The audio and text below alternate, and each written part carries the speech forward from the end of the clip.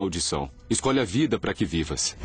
O céu e a terra tomo hoje por testemunhas contra ti, de que te pus diante de ti a vida e a morte, a bênção e a maldição. Escolhe, pois, a vida, para que vivas tu e a tua descendência.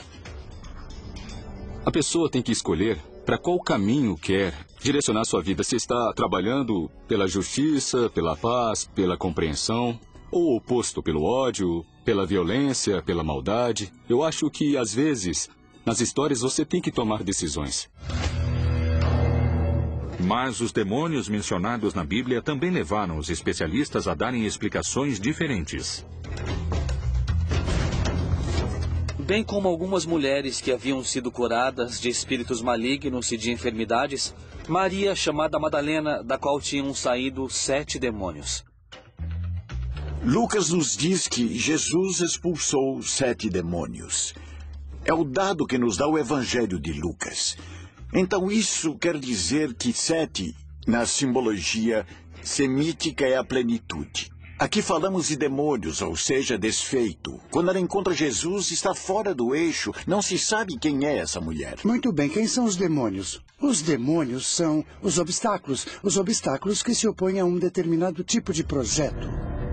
Maria Madalena é uma militante do projeto do Reino de Deus, que naturalmente, para ser uma militante completa do Reino de Deus, ela deve enfrentar obstáculos muito fortes. Ela vai ser perseguida, por isso também vai duvidar, vai ter medo, não é? Como todos nós. Então, Jesus lhe tira esses medos, lhe tira esses obstáculos. É a libertação, de alguma maneira, de uma situação de marginalidade que ela tinha como resquício. Nós sabemos que estava fora de seu juízo e, de nenhuma maneira, se pode relacionar com o fato de Maria ser prostituta ou que havia sido amante de Jesus. Nenhuma dessas coisas. Não quer dizer que foi uma mulher ultra pecadora ou ultra libertina. O endemoniado é uma pessoa cuja enfermidade não se conhecia em sua origem e nem a sua cura. Então era uma personagem endemoniada. Esses demônios estão entre nós. Eles não creem em nada também porque as vozes me diziam o tempo todo que não creem nisso, que não creem em nada. A mente é como alguém que nos prende e às vezes nos mata. É como se estivéssemos habitados por muitas vozes, muitas vezes incoerentes. Eu acho que o que hoje chamamos de exorcismo não é mais do que o fenômeno que deixa evidente a multiplicidade, a multiplicação e a fragmentação da nossa personalidade, das muitas vozes que ouvimos. Se existem muitas vozes que nos falam, quais são os indícios ocultos que encontramos na Bíblia para decifrar se estamos perto de uma batalha entre Deus e o diabo? A temida batalha que anuncia o fim dos tempos. O Armagedon é um lugar que existe e que se chama Megido em hebraico, e onde se deram grandes batalhas na antiguidade. E o que é dito no Apocalipse é que ali haverá uma batalha onde o vencedor final é Cristo. Muitos falam que o juízo final será representado por uma batalha entre o anticristo e Deus, o bem. A batalha é constante, é diária. Geralmente encontramos pessoas que não creem, pessoas que não querem o bem, que não creem na vontade de Deus, de maneira que a batalha é permanente. Mas a vitória definitiva vai perseverar com a vinda de Jesus.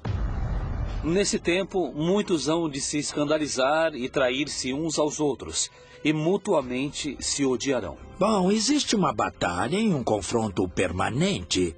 O final não é bem no sentido de último, mas final no sentido daquilo que dá significado e sentido às coisas. O juízo que Deus estabelece contra alguns, e que não é uma batalha, ainda que se ache anunciado em todo o Apocalipse uma batalha dos maus, digamos, de Satanás e de seu exército contra Deus, na verdade essa batalha não existe porque Deus não precisa lutar. Mas para que exista uma batalha, deve necessariamente existir 2 grupos. E como alguns creem serem os que chegaram para salvar a humanidade, estão os que creem terem vindo para destruí-la. Satanás aparece na Bíblia com vários nomes e com várias imagens. Nós o conhecemos desde a serpente que aparece em Gênesis, até com os seus outros nomes, o diabo, o demônio, Satanás, Beelzebu, Todas essas seriam indicações de um mesmo personagem do pai da mentira. A luta entre o bem e o mal, entre a tentação e a obediência, entre o pecado e a salvação, é tão antiga quanto a própria vida. Como e desde quando se constrói essa figura do diabo? Por que o mal e o diabólico respondem a tantos nomes?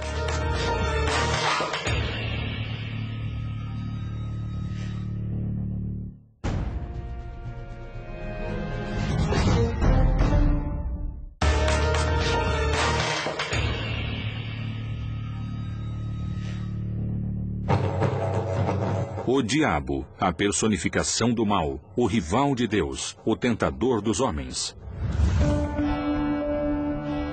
Para muitos cristãos, a tentação é uma porta de entrada para o mal, um caminho direto para o diabo. A última parte do Pai Nosso diz: não nos deixe cair em tentação e livrai-nos do mal.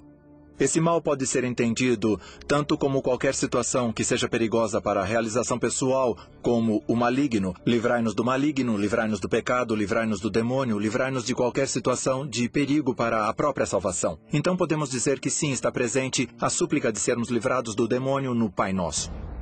Na ideia de um Jesus muito divino, com a ideia de um Jesus gnóstico semidivino, as tentações não têm lugar. Para aceitar que Jesus foi tentado, temos que aceitar primeiro que ele foi 100% humano.